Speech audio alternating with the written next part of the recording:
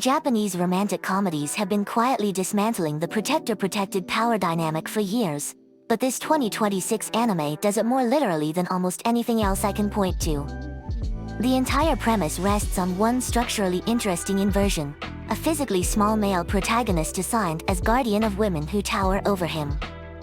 The series is Ookii Onnanoko wa Suki desu ka, Do You Like Big Girls, and it aired April 2026 on Tokyo MX. Western reviews filed it under genre curiosity and moved on. But structurally, it is doing something comparative literature scholars actually have a name for: embodied role inversion at the level of physical hierarchy. Tachibana Suda, that is our protagonist, is a short male university student who gets maneuvered into becoming the live-in dorm manager and volleyball coach for a team of much taller women. His sister arranges it, essentially without his consent, and from that point the show runs entirely on the comedy of that size asymmetry. In Western romantic storytelling, and I am thinking of everything from medieval chivalry to Hollywood rom-coms, the male lead is almost always larger, or at least equally matched. Physical size and authority move together. That is so normalized it is basically invisible. Japanese genre fiction has been quietly questioning that correlation for at least a decade. What makes this show structurally distinct is that the size inversion is embedded in a collective setting, a women's volleyball dormitory, rather than a one-on-one pairing. That is a very Asian storytelling choice.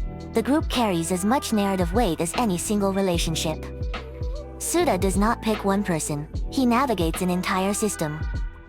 Hasegawa Ayano is Suda's first love, a volleyball club member significantly taller than him.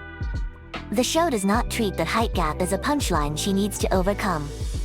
It is simply a fact of her physicality, and his response to that fact, careful, slightly overwhelmed, genuinely respectful, is what defines their dynamic. The dorm manager role does a lot of structural work here. Suda holds formal authority, responsible for the team's welfare and schedule, while being physically the smallest person in any room he enters. That is a very specific inversion of how power flows through domestic and institutional spaces in storytelling traditions both East and West. Okay, this might be a stretch, but hear me out. There is a concept in gender studies called the protective masculine gaze. Male characters earn narrative centrality by defending or rescuing. Ookii Onnanoko literally cannot run that dynamic. Suda rescues no one. He is perpetually outreached, and the show treats that as perfectly fine. I actually read the original manga in the back room of the bookstore I worked at during undergrad, technically against policy, but it was a quiet Thursday and my shelving was done. What struck me then is what I keep coming back to: the comedy never once mocks the women for their height. Wait, where was I? Right, the directional logic of the comedy. Western size difference humor usually positions the smaller character as the butt of the joke. Here the laughter comes from the situation's absurdity without targeting anyone. Suda is flustered, the team is amused, and nobody is diminished. That is a difficult tone to sustain. I want to be upfront, this is a niche title with a modest following. AniList has it around 57%, and it is not cracking year-end lists anywhere. But reception and structural interest are different questions. A show can occupy a narrow genre lane and still be doing something genuinely worth analyzing. Here's where I land: niche show, not prestige.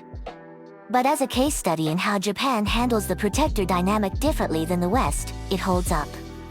Subscribe, long-form deep dives every week. Tell me in the comments, does a character's size ever change how much authority you grant them in a story?